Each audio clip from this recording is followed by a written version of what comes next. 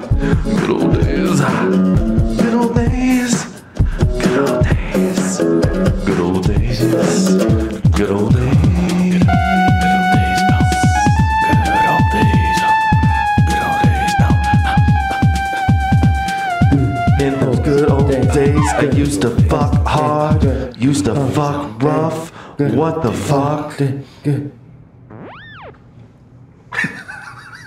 Good night.